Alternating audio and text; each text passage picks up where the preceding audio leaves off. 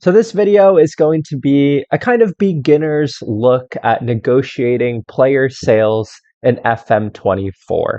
So negotiating transfers and negotiating player sales is something that can be a little complicated and a little bit overwhelming in Football Manager. So if you're especially new to Football Manager, we're going to walk through how to sell players, kind of the process for selling players, and hopefully it'll help you if you have any players that you want to get rid of in your own save.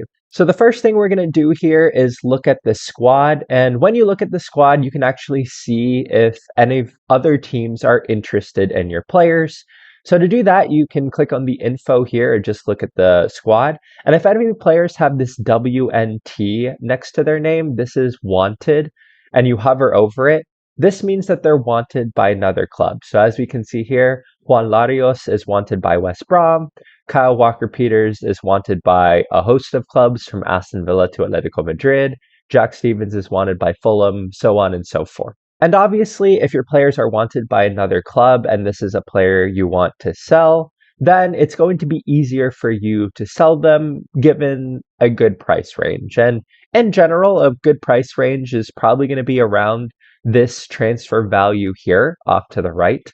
If you are actively trying to sell the player and you're the one kind of initiating the sale, it's probably going to be closer to this transfer value. However, if another team comes in for a bid for your player unprompted, so you didn't offer them out, you can probably get much higher than this. You're always going to be a little bit more successful as far as the amount of money that you can get if another team comes in and tries to sign your player, or if you create a bidding war, which we'll talk about a little bit later. So there's three ways that you can offer out a player. First is you can ask the agent about market interest. So you can say, we need to sell Juan Larios, and they can get an idea of who might be willing to make an offer. So in this case, Granada is willing to make an offer around £550,000. If I was happy with that, I could say I'd like to invite Granada to propose a deal in that case, and the agent will try to make that deal happen in the next couple of days. Otherwise, you can reconsider and you can say no. But if this is a player you really wanted to sell and you were happy with that price, you can click on I'd like to invite Granada to propose a deal. And hopefully pretty soon the agent will help to make that deal happen. The next thing you can do is something called offer via transfer room. This used to be an offer to clubs icon in previous football managers. And essentially what you do is you offer via transfer room. And the transfer room is like an online portal where all clubs can see who is available and how much they're available for. So here you can set an asking price. You can transfer list the player. So here, if I wanted to sell him for 550,000, I could put in 550K here. I could transfer list the player and I could offer him out via the transfer room.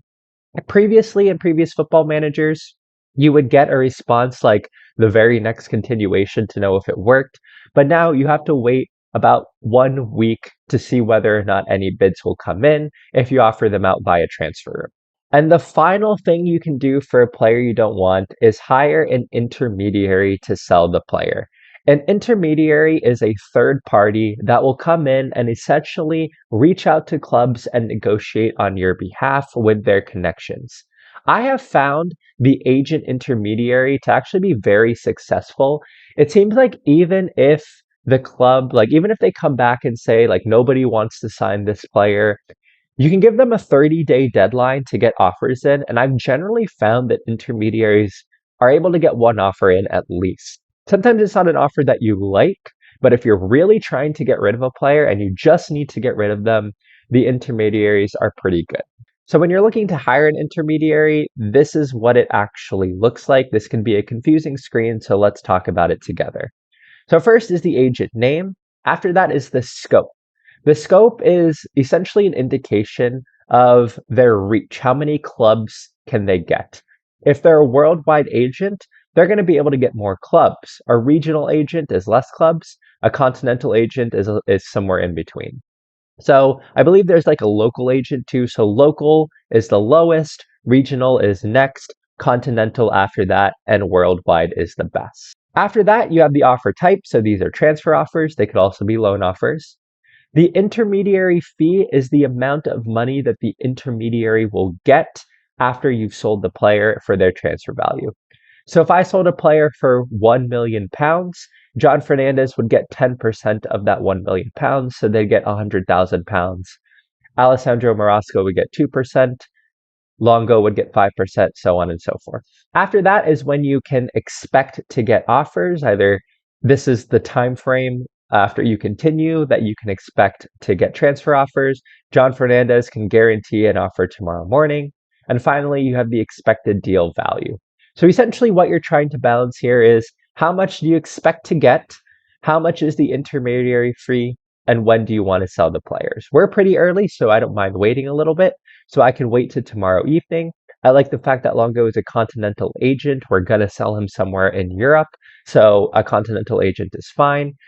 Compared to the rest of the intermediary fees, it's really not too bad, and I don't mind this price. So I probably would choose Andrea Longo to be my intermediary in this case. So then I can click confirm, and tomorrow evening I would expect to have some bids for Juan Larios. Those are the different methods for offering a player out. Now let's actually talk about negotiating a transfer deal and all the different steps that go into that screen. So prior to this, I just offered a bunch of people out, and we have 4 different transfers to work with here. But let's start off with Che Adams. You get this screen first. This comes in as an inbox item that a club have made in a bid for your player. So this is the offer, £10.75 million. If you really like this offer, you could accept this immediately, but let's go through and actually go through a transfer negotiation. To do that, you're going to click on View Offer, and it takes you to this screen where you can go through the transfer negotiation.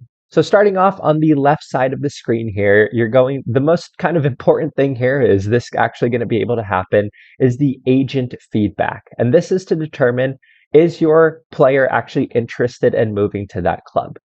So as you can see here, Che Adams is interested in speaking to Brentford. This means that if I accept a deal from Brentford, he would probably go to their club. But there are a number of different things you could get here. For a player that you're trying to sell but doesn't want to leave the club, you might get something like they don't want to leave the club, and you might need to try to convince them to leave the club. The other thing you might get is that the player might be unsettled if you don't allow them, if you don't accept the transfer offer. This could be if you're like trying to keep a wonder kid, but like Man City puts in a bid for them. That could be difficult for you if you don't want to sell them. And in that case, it's important to have a long contract or to negotiate a really good transfer that you would be okay with selling them with. But this is kind of how the player feels about the bid. After that, you have the player itself, kind of their information, their salary, their general transfer value, how many clubs have bid, how many clubs are actually interested in them. If they have a number of clubs interested in them, this is where it's really good to kind of create a bidding war. In this case, you can set a transfer fee, accept the offer, and then hope that other clubs come in, and then just keep accepting the highest transfer fee. And then you can cancel previous offers that are lower. I'll show you how to do that after the transfer bid comes through. Then finally, at the bottom left here, you have kind of the total amount of money that Brentford would pay. And something that's really important is any clauses that are related to previous transfers for this player. So this is good to know because I see that Che Adams has 40% of the profit made on his next transfer will be owed to Birmingham. We signed him for $15 million. So if we accepted a $10.75 million bid, there's no profit to that transfer, so I don't have to worry about any money going to Birmingham. But if it's over 15 million, if it was 16 million, that is a profit of 1 million. So 40% of that 1 million pounds would go to Birmingham. I hope that makes sense. But again, the left side here is really good information if you signed a player or if the club previously signed the player and you didn't know if they had any transfer clauses or not. It'll be at the bottom left-hand corner here.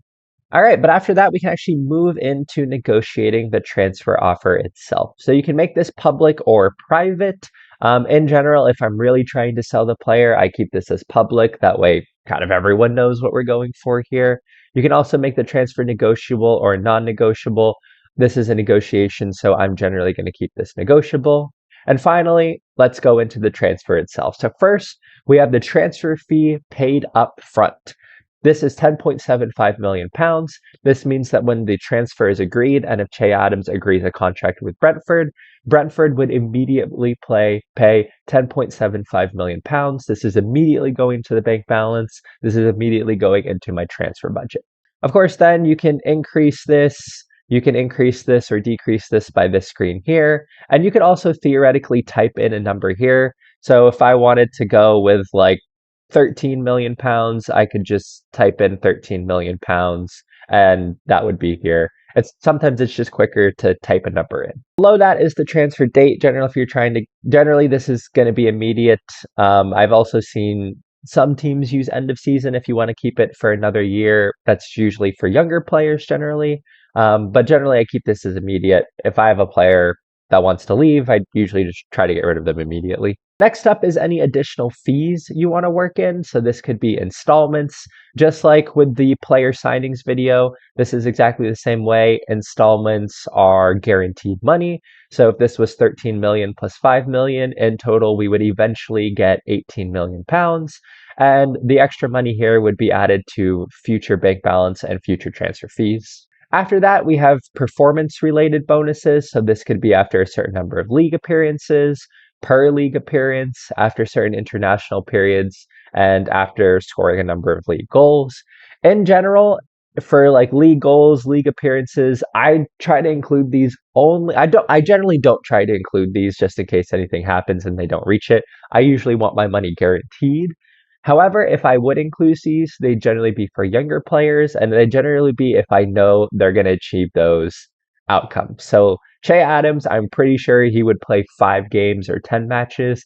I probably wouldn't include a deal if it was anything above 20 matches. I definitely would include that in the deal because I don't know how long Che Adams will be at Brentford. I don't know how many matches he's going to play. So in general, like 10 games and maybe 10 goals would be what I would try to include if that was included in a negotiation.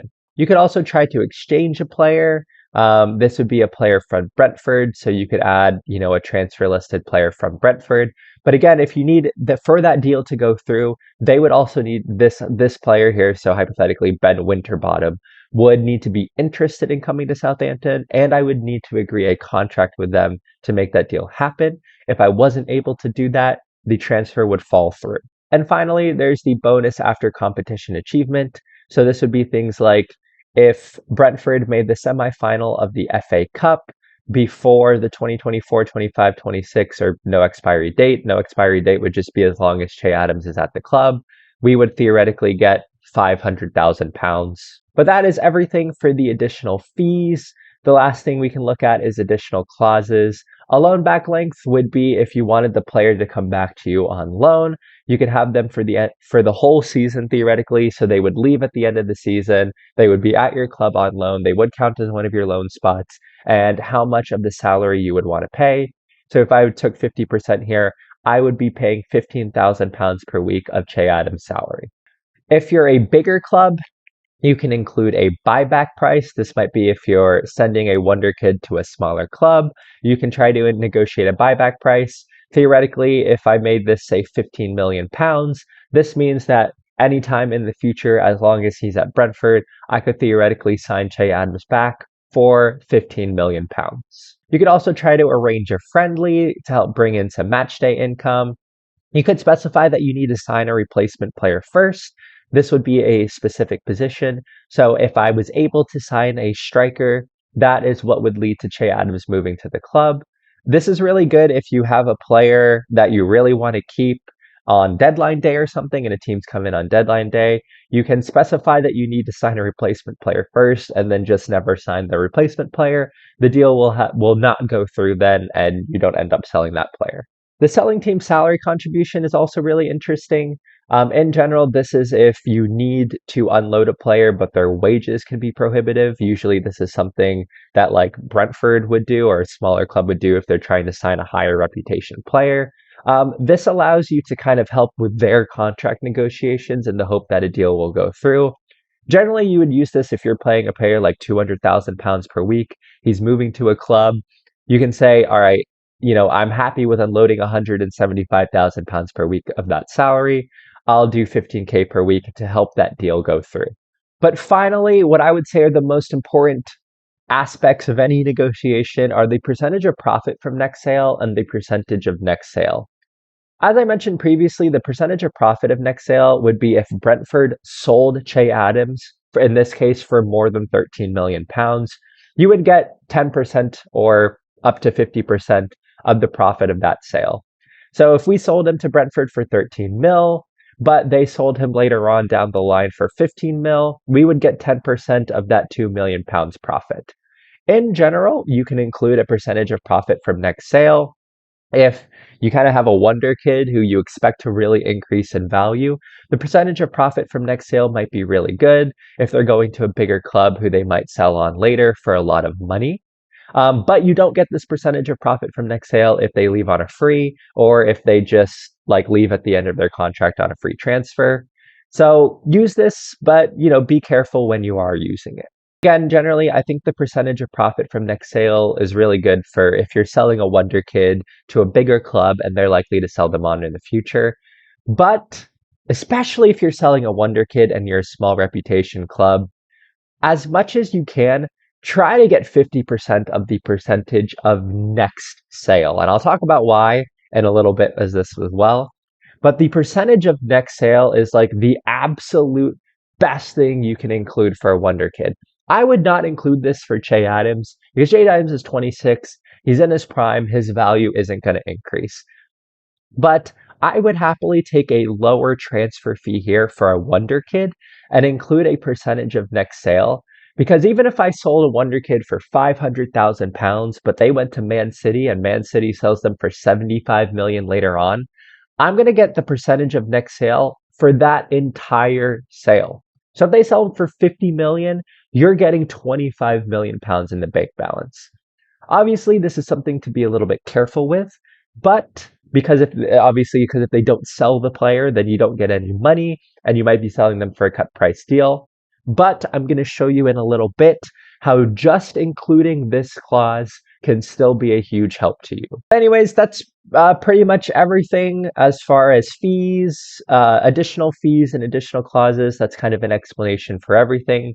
In general, if you have a wonder kid, try to include a percentage of next sale clause or maybe even a loan back length if you really like that player and you need them at your club for that season.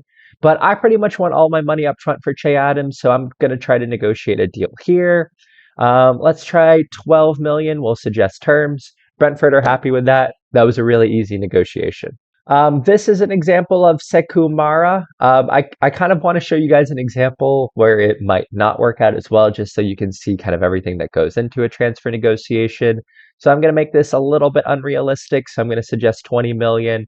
And this is what it looks like if you say something that's way too high. So they might just back out of a deal immediately. If that does happen, just continue to offer out the player for lower and lower amounts of money until you're able to get a deal done. So that is a pretty comprehensive look at how to actually do and offer out and do the negotiations. But the last thing I want to show you guys here is something that you can do. So next up, you could theoretically create a bidding war. So let's say here Adam Armstrong. So like if Che Adams had multiple bids, you see like the accept offer, stall offer, and cancel offer here. So go to your transfer screens, and if you have multiple offers for a player, you can pick and choose the ones then that you might, even if you've already accepted a deal previously, you can go back and cancel that deal. So let's say West Ham makes this bid 11.75 million pounds, and we've already accepted this offer. And then let's say another club comes in and makes a 13 million pound offer. You can just go to your transfers here, reject this offer, and then theoretically you'll only have the 13 million pound offer now. And you can continue to create a bidding war where teams will come in for more and more money. And in that case, go to your transfer screen, continue to reject the lower bids, and accept the higher bid. And while we're on this screen, the last thing I want to show you guys is those transfer clauses. So unfortunately, we don't have any for Southampton right now, but I'll show you it as if we were buying it. So go to your transfer screen, go to clauses, and you can go to in here. And I'll show you guys on the out real quick. If it has this symbol here, it's the money symbol in whatever currency that you're playing in. This means that you have a clause you can buy or sell immediately. So as you can see here, there's a number of clauses that have been negotiated. So in this case, Max Elaine has 20% of his next transfer fee will be owed to Southampton. Eddie Beach has 10% of his next transfer fee will be owed to Southampton. So a number of players here has sell-on clause. At some point in the save, your board will likely negotiate a fee for this clause, and you can sell that fee to bring in that money immediately. So I'm going to do kind of the opposite here. This is for the sell clause, but it works exactly the same. So Carlos Alcaraz here, 15% of his next transfer fee will be owed to Racing Club. This would be a 15% of next sale clause. So in this case, they've negotiated a buyout, which is £1.82 million. So theoretically, you could buy or sell this clause. This is something that the two boards have agreed with. So if you were trying to get this money in, and you were trying to sell a Wonder Kid, to sell this clause, if this was going in the other direction, you would get £1.82 million immediately. The same thing here is for Joe Aribo. There's a number of clauses that you could sell. Adam Armstrong has a number of clauses that could be sold. Gavin Bazunu, so on and so forth. So if you negotiate a number of these clauses on the in, the board will eventually negotiate transfers fees and you can sell those clauses, and that can help to bring in money as well. And eventually, like, the board hasn't done any for these, but this is because it's the beginning of the game. If I went forward to January, they would probably sell a number of these clauses. But these can be really helpful. I did a save in Football Manager 2022 where I took Dulwich Hamlet from the Vanarama League South to the English Premier League. And those percentage of next sale, percentage of profit of next sales, and coming in here and selling those clauses to bring in money in the bank balance, bring in transfer fees. That was one of the biggest ways that I was able to fund that kind of rise to the Prem. I think it's a great way to do business in Football Manager. But all right, that is everything I've got. That is a kind of comprehensive look at player sales. So if you're new to the game, I hope this helps to kind of unearth a complicated way of selling players. Like, selling players can be, I know, very overwhelming and very complex in Football Manager. So hopefully this video helps to break it down a little bit for you. But that being said, that is everything I have for this FM24 tutorial. I hope you all are doing well. I hope you all are taking care of yourselves, and I will see you all in the next video. Bye.